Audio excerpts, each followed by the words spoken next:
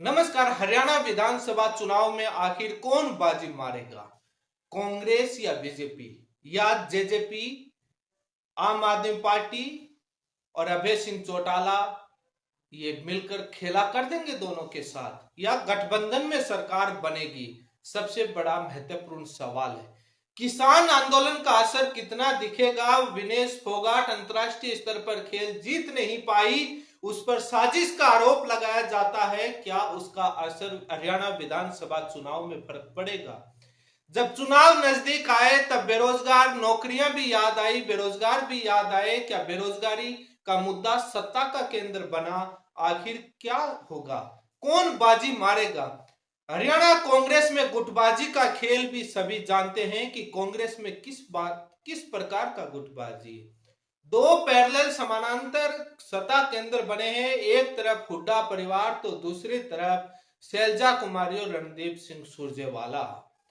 अब दौर शुरू होगा दल और बदल का। अब नेताओं का दौर शुरू होगा कि इस पार्टी में सही नहीं था, अब इस पार्टी में सही होगा, कोई निर्दलीय लड़ेगा। जब से टिकटों का बंटवारा शुरू हुआ है तब से रुझान शुरू हुए हैं कि कौन क्या होगा। क्या कांग्रेस का एक गुट बीजेपी को सहायता कर पाएगा जितवाने के लिए? सोशल मीडिया पर कई आरोप लग रहे हैं।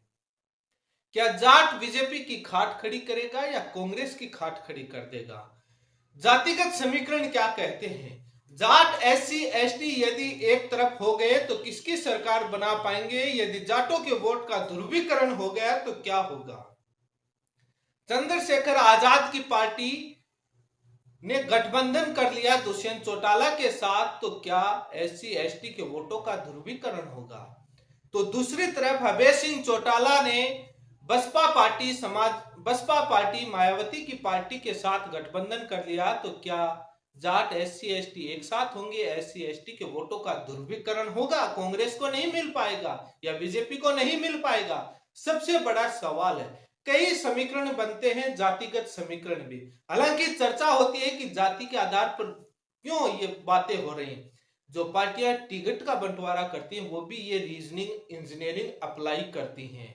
भले ही इस बात से इनकार करते हैं जातिगत गलत है, लेकिन जब वोट डालने जाते हैं तब भी यही पहले मुद्दा राज्य स्तर का चलता है, बेरोजगारी का चलता है, नौकरियों का चलता है, बाद में जिला स्तर तहसील स्तर पर लोकल मुद्दों पर चर्चा होती है। उसके बाद जब वोट डालने जाते हैं तो जाति कहीं ना कहीं बीच में आ जाती है।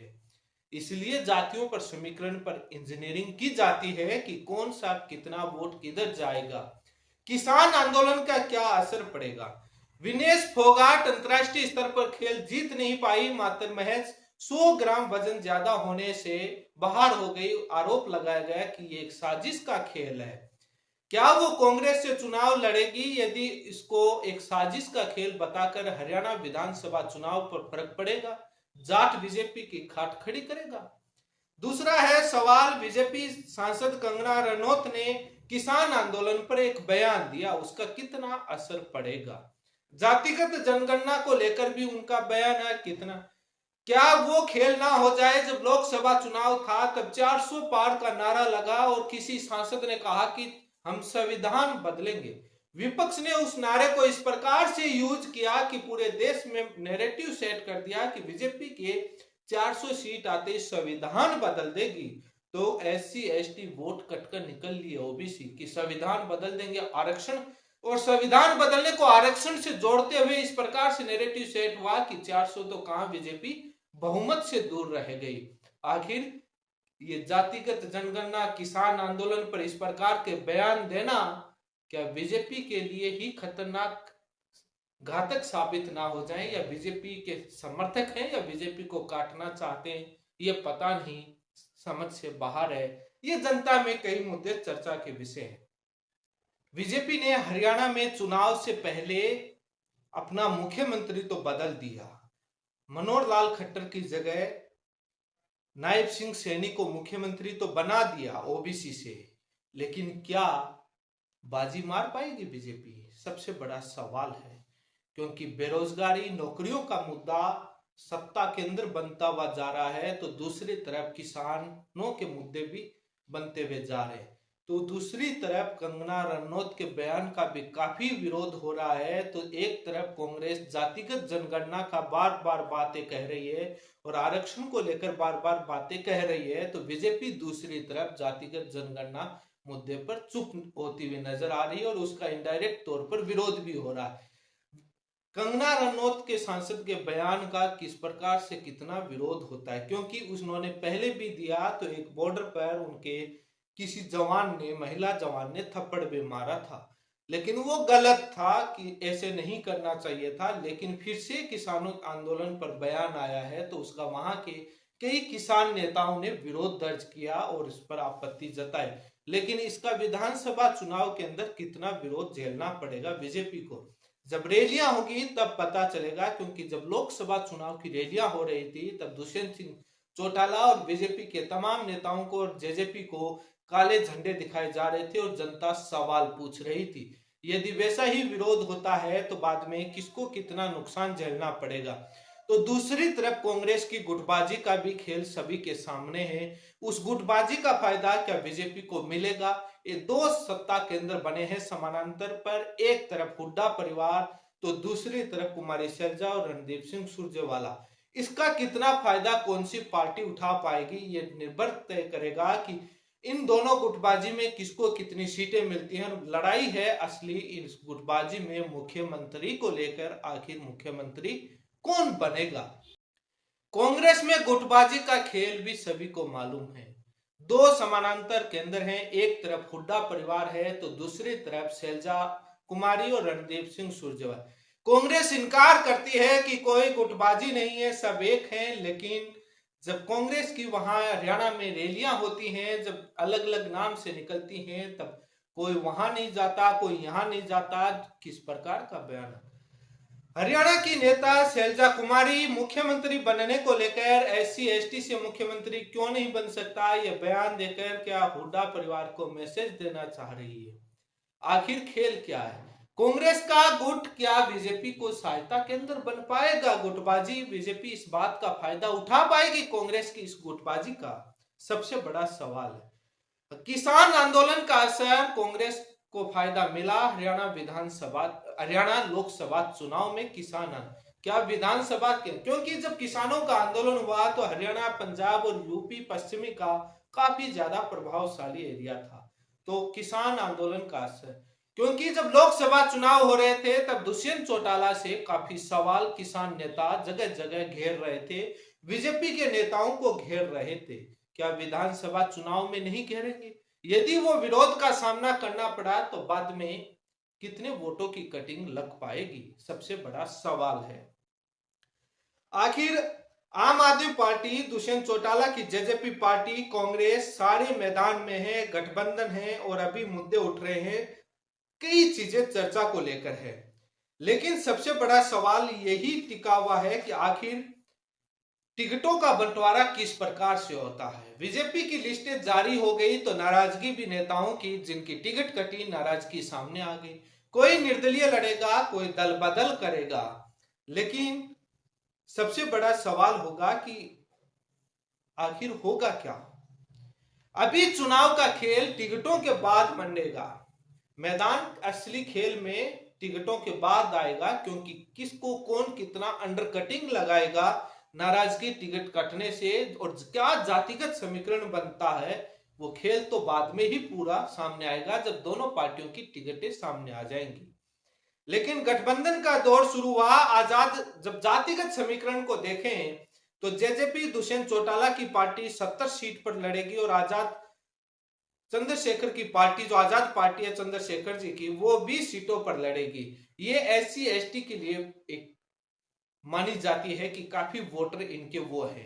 तो जब दुष्यंत चौटाला और ये दोनों मिलकर क्या जाट और एससी एसटी वोटों को एक तरफ ले पाएंगे, या किसान आंदोलन का असर दिखेगा? जनता यह भी पूछ रही है, किसान आंदोलन के समय चंद्रशेखर आजाद मुखर होकर बोल रहे थे और दुष्यंत चौटाला उसी बीजेपी के साथ गठबंधन में थे, तो बोल रहे हैं कि चंद्रशेखर जी आप बीजेपी के साथ थे या क्या है। लेकिन हालांकि अभी उनका गठबंधन टूट गया। दूसरी तरफ बसपा और Indian national Lokdal INLD Abhay Singh Chautala की पार्टी का गठबंधन है। बसपा 37 सीटों पर तो अभय सिंह चौटाला की पार्टी 53 सीटों पर चुनाव लड़े।